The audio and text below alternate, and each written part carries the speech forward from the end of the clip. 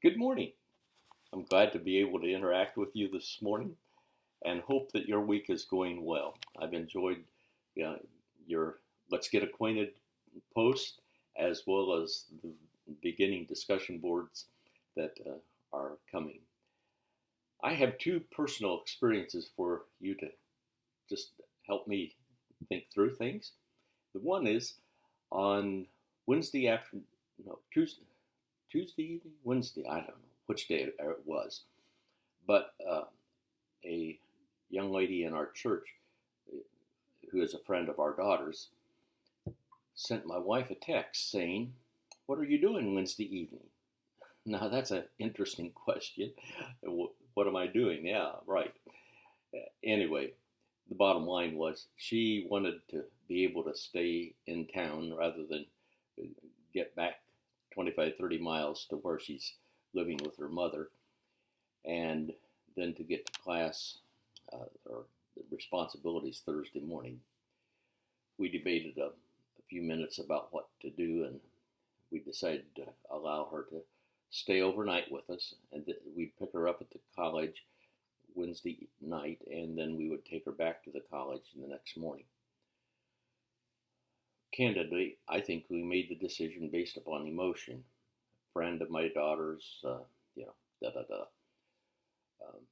Yes, is a Christian sister. We could help her in need.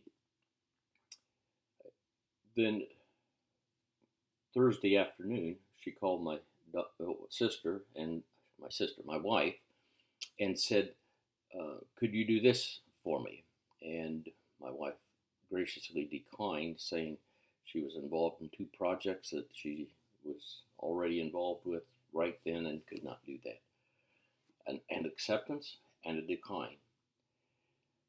Uh, I think that we made those decisions mostly on emotion, but maybe there's a biblical principle back in the back of our head.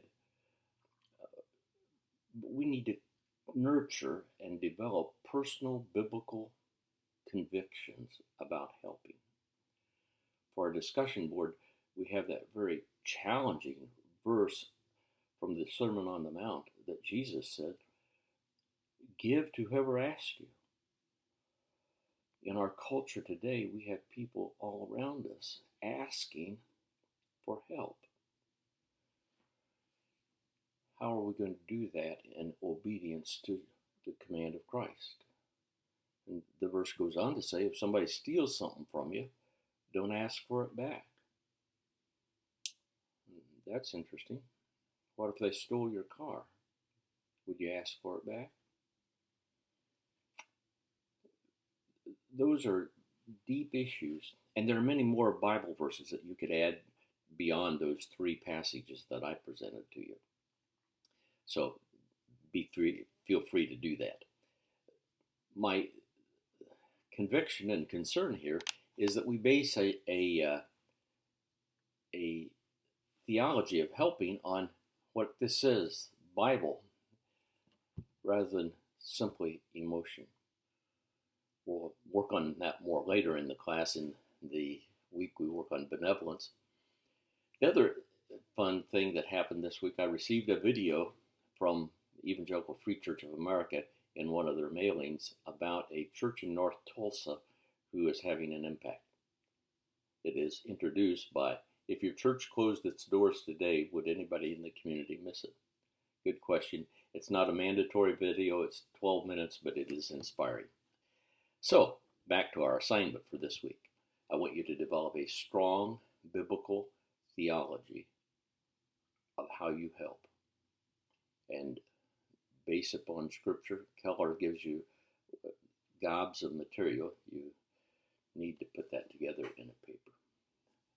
The third item I wanted to call to your attention is, remember, in both the discussion boards and in the assignments, you will have very different prompts than what the assignment is, as listed in the left side of weekly assignments and the left side of Blackboard. You follow the assignments, not the prompts. And if you want to see it all together, I made an announcement which puts those announcements and discussion boards into a document for you. So, have a great week. I look forward to hearing from each of you by midnight tonight for your initial post, if you haven't already done it, and your interactive post by Monday night. And remember, anything posted after 7 or 8 o'clock Monday night, you're not interacting. You're making a papal proclamation. And of course, your assignment's due Monday night.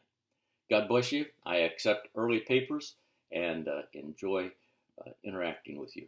Have a great weekend of fellowship and worship.